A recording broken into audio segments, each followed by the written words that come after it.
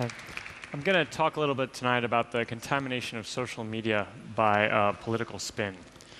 So the biggest speech that the President of the United States gives every year is called the State of the Union Address, and he talks to both houses of Congress.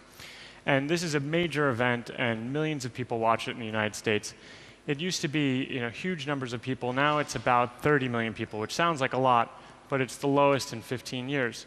So what the White House has decided to do is it's turned to social media to try and get the president's message out in a much more effective way, right, to make up for all those people that are gone. So it was that three YouTube stars found their way into the East Wing of the White House soon after the State of the Union address. And they were seated one after another in the East Room of the White House. And it looked something like the dating game, that the president was waiting to sit with each one and they would interview him. So he sits with the first one, who's a kind of a famous video blogger, has 2 million followers, which is a lot. He asks the president some smart questions. The president gives him some really long answers. And then at the end, he actually asks for the president's autograph, which is unusual.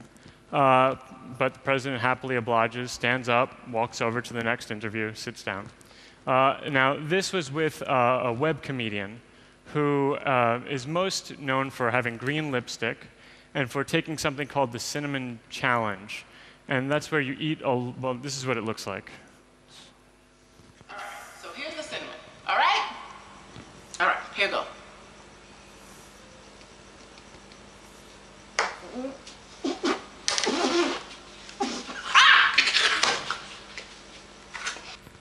All right, so she's interviewing the president, and it's going well. She's asking him questions, he's answering them.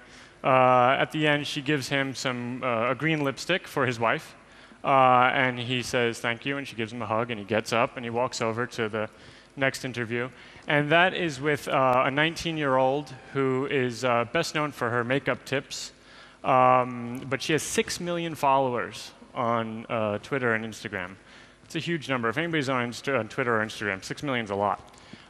So she ends her interview by asking to take a selfie with the president. So there they all are, and they take a selfie with the president. And so everybody's very happy. The president's very happy because he's basically just sat there for half an hour, 45 minutes, doing an interview in which he's gotten his message out, the message that he wants to get out, to millions and millions and millions and millions of people through these three YouTube stars. And that's really smart politics, right? I mean, you want to reach the people directly who are going to vote for you or who you want to care. But the thing is, though, that none of them asked a question that got the president off message, that made him a little bit uncomfortable. In other words, that made news. So I'm in the news business. And so the president made no news that night, right? He said nothing interesting or surprising or unexpected. So, that's what for the president is, that's the goal. I mean, if you're a politician, if you're the president, or if you're the mayor of Caserta, whoever you are, your dream is that you can talk to all the people who are going to vote and never have to talk to reporters or journalists, right? Journalisti. You're not going to talk to them because they can only cause you problems. They're going to ask you questions that are hard. It's going to be awkward.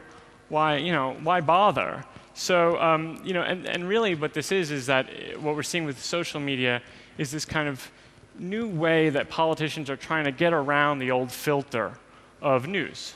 Now you don't have to go to the newspaper to get their message out. They can talk directly to people on Twitter or Facebook.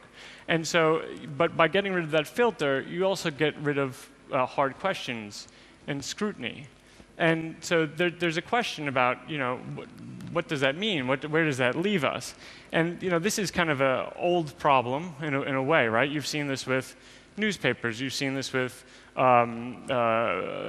television channels. I mean, here in Italy, you had a prime minister who was very into media control. He owned the television channels, and he owned a bunch of newspapers. I mean, I confess, I just love this picture. Anytime I get a chance to show this picture, I will show this picture.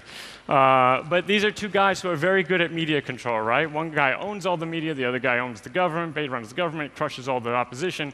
So, they've been doing this a long time. The new thing here is that it's just a new form, right, in social media.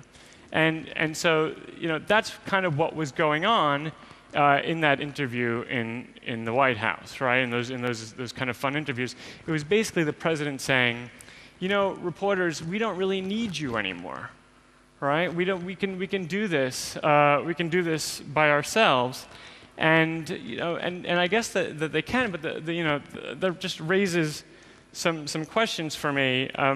The first thing is they're saying we don't need you anymore, and it's easy because nobody really likes reporters, right? Nobody loves political reporters. Nobody thinks that they're like great people. Everybody kind of hates them, right? Because they just ask annoying questions, and they're kind of annoying people, and they're kind of one of like the 10 plagues, right? You have like darkness, lice, flies, and then like I think reporters would be like right next to like boils or something like that. But so there's really no cost in saying like, oh, I want to talk directly to the people, instead of saying, I want to talk to more kind of Washington reporters. So the question I have again is like, well, what happens though if you're doing social media and you're behind this veneer of transparency? I'm talking to everybody, I'm engaging, but you're not answering any hard questions. Like, what does that end up looking like? And I think that this is kind of what it ends up looking like. And so I'll explain what happened here. Last week was a crazy week in the United States, where the topic of vaccines, like for things like measles, was all of a sudden in the news again. Now, most people in most countries kind of figured out that vaccines are good, right? About 40 years ago, this was even more in the 1940s. But all of a sudden, people are debating in the United States whether vaccines are good or not. They're good, by the way. Vaccines are good. So what happens is one of the potential candidates for president on the Republican side is in London. He's trying to be a statesman. He is taking in an Arsenal football game. Might have been his first soccer game. But an annoying reporter comes up to him, right, and does what annoying reporters do. And he says, well, what do you think about this vaccines thing? And this candidate, or potential candidate, gives this really wishy-washy answer. It's not kind of clear what he's saying, and everyone's surprised because everyone thought vaccines were good. And here he is not actually saying vaccines are good. And back in the United States, you had another potential candidate for president asked again by an annoying reporter, what do you think of vaccines? And he actually suggests that maybe there's a link between vaccines and problems in childhood development, totally debunked by science, right? But so these guys are making news because reporters are asking them questions. Hillary Clinton, probably going to be the Democratic nominee for president, has a high chance of being the next president of the United States, the most powerful person in the world. She tweets, the science is clear, the earth is round, the sky is blue, and vaccines work. Let's protect all our kids. Grandmothers know best. She just became a grandmother. She's really milking it. And so now the difference here is that, okay, so first of all, this is kind of funny, right? It's effective, it hits her opponents. It's kind of quippy, it's conversational. It sounds like she's talking to the people who follow her. And 3 million people follow her, and this was tweeted at least retweeted 36,000 times. That's a massive amount of people. And if you're a politician, you're directly talking to all normal people. You're not dealing with news reporters anymore. But the kind of interesting thing is that the last time she ran for president, she doesn't mention this in her tweet, in 2008, she wasn't so definitive when it came to the question of vaccines. Actually, there's a good Washington Post story that basically says that she used to have kind of different opinions on the matter, or said different things at least. And so it's sort of a minefield, the story is saying. So my point is only that Hillary, all these people are talking, and Hillary tweets, does this kind of social media sort of I'm talking straight to you sort of thing. And really, it reminded me almost of like Zeus up on the mountaintop, right, throwing a lightning bolt down. That's Zeus, not Hillary Clinton. And that's great, but the thing is, you can't ask a follow-up question to Zeus, right? He doesn't take questions, right? So if you have a politician who is basically talking to people through social media. She's not talking to reporters. And again, nobody likes reporters, so it's okay. But the problem is that sometimes there are hard questions and they need to be asked, and especially, you know, I'm being a little self-righteous here, but when we're doing our jobs well, that is our job, right? We ask people in power hard questions to hold them accountable. So the question is, why on earth am I talking to people in Caserta about Hillary Clinton, who you don't vote for? And the reason I think is because, you know, I was on the way over here, and we passed a Burger King, home of the Whopper, it said. And I thought, come on, Caserta, like Burger King, right?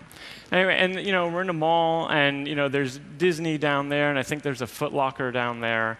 And I just, you know, America's really good at exporting things, right? We're really good at exporting culture and technology. And one of the things that we're really good at exporting is campaign tactics.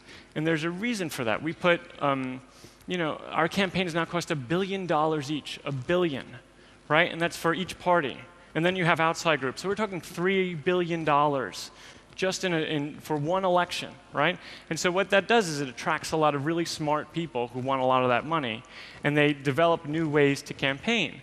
And one of the new ways to campaign, they're clearly thinking, is using social media. So it's happening in the United States now, but it's coming to you if it's not here already. And that's why I'm talking about this. So that's kind of where this is going, but the question is kind of, how did we get here?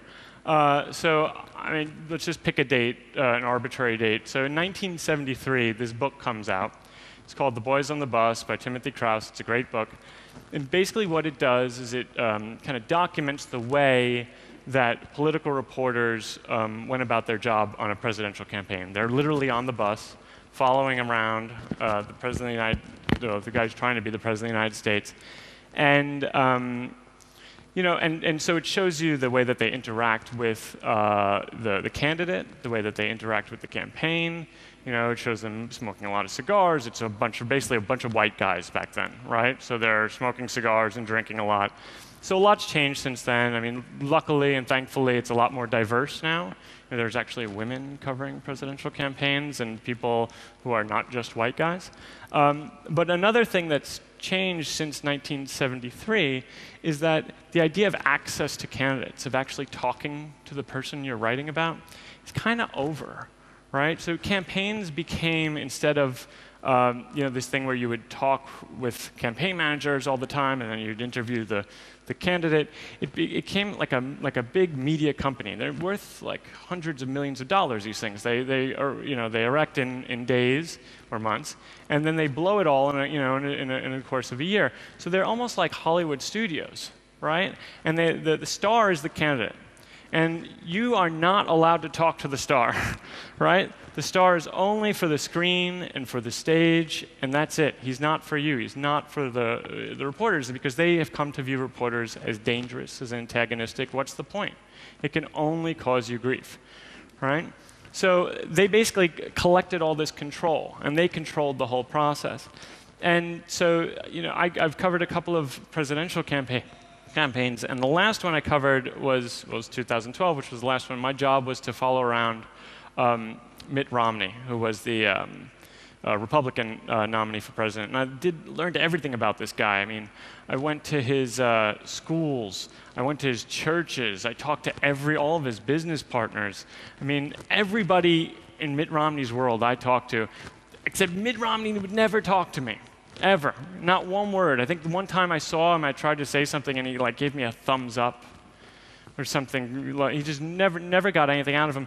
But by 2012, it did not matter, because by 2012, social media was here, right? And I worked for a rather large publication, so it was okay. I had a built-in readership. But we were talking about the boys on the bus before. In 2012, anybody with a Twitter account, right? Any reporter, no matter how small they were, if they were doing really good work and making scoops and breaking news or writing really kind of rich profiles of people or really smart analysis of the campaigns, that did well, because it comes into your Twitter feed, it comes into your Facebook account, right? I mean, this is all good. I mean, again, I worked for a big newspaper But like, I welcome all this. Like, the more good reporting, the better, right? You know, I'm confident enough in our reporting that we'll be there. But so by 2012, every kind of boy on the bus, girl on the bus, baby on or off the bus is able to impact the news cycle. And what happens is that the politicians realize, the campaigns realize, they have lost control. Like, in their like wrapping their arms around control, and you're not allowed to see the candidate. And you know, reporters just realized that they didn't really get anything from the campaigns, and who cares about them? And with social media, you could actually kind of work, and your stuff will get out. So the balance of power essentially shifts from the campaigns to the reporters, which I think is a good thing for democracy, to be like big about it. But you know, so I was sitting on this last thing. I was sitting on a plane with the president's chief strategist in 2012, and we're flying around all these countries, you know, these states all across America, following Air Force One around. And so I'm sitting next to this guy named Dan Pfeiffer, and he says this thing. I was talking to him about this, and he says, once we got to the internet cable news cycle, really in 2004, there was no capacity to control the message. He admits it, right? He's saying we lost. Okay, he added that among the community of reporters, the difference between the #1 reporter, the big shot, and the embed off camera, the nobody, that distance has shrunk dramatically. In other words, everybody is the same now, and that's bad for a campaign because they have no control over their message anymore, right? Anybody who does good work can affect them, and they're obsessed with Twitter. They're just constantly following Twitter. They don't even read stories anymore, these guys. They just read Twitter. So they've lost this control, and I think the reason I started with that thing in the beginning is that guy Dan Pfeiffer, I'm pretty sure, was responsible for those 3 interviews, that dating game stuff in the beginning, because now they think that maybe they've got a way with social media that they can get back control, and that's what they're trying to do. So we'll see if that works out. Who has the control in this next election that's coming up very soon? It's another big one. But I guess the last thing I was thinking about is, you know, instead of just kind of, they're clearly pursuing, a lot of the politicians are clearly pursuing the social media way of dealing with everything.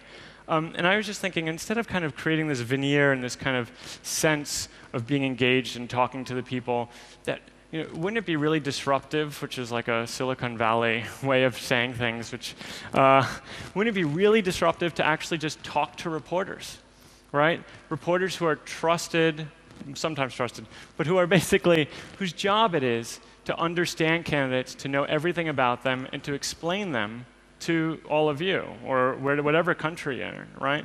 So that would be like the most disruptive thing I could possibly imagine that could kind of end this contamination of social media, is if politicians actually opened up, instead of being transparent in social media, actually talked about themselves with reporters.